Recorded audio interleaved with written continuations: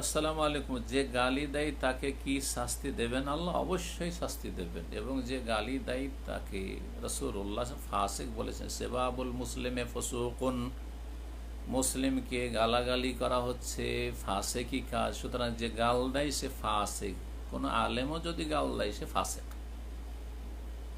কোনো বক্তা যদি গাল দেয় সে ফাসেক, হ্যাঁ, কোনো যদি স্কলার গাল দেয় সেও ফাসেক, মনে রাখবেন। জি। এবং সেই গালের অনিষ্ট তার দিকে ফিরে যাবে। ইল্লাহার আলী, কেউ কাউকে যদি গাল দেয় এরকম তাকফির করে, তাগুত বলে, সে নিজে তাগুত হবে। কাউকে যদি তাগুত বলে, কাউকে যদি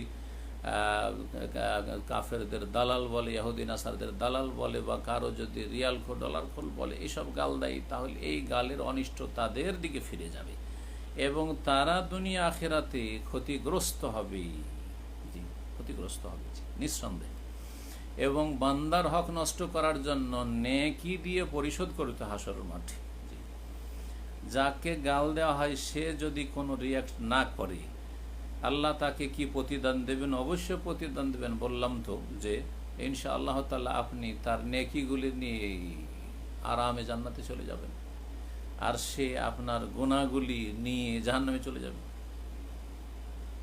তারপরে আল্লাহ রাব্বুল আলামিন বান্দার হক কখনো মাফ করেন না, এটা মনে রাখবেন। সুতরাং আল্লাহ মাফ করবেন যতক্ষণ পর্যন্ত আপনি মাফ না করবেন। জি। সুতরাং কিয়ামতের দিন অবশ্যই তার পরিশোধ করতে হবে।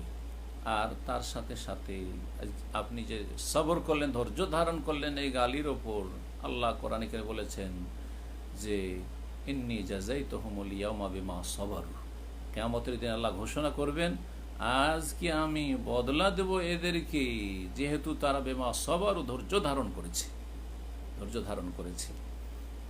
আন্নাহুমুল ফায়েজুন, এবং তারাই হচ্ছে সফল কাম। যারা ধৈর্য ধারণ করেছে গাল খেয়ে, তারাই হচ্ছে সফল কাম।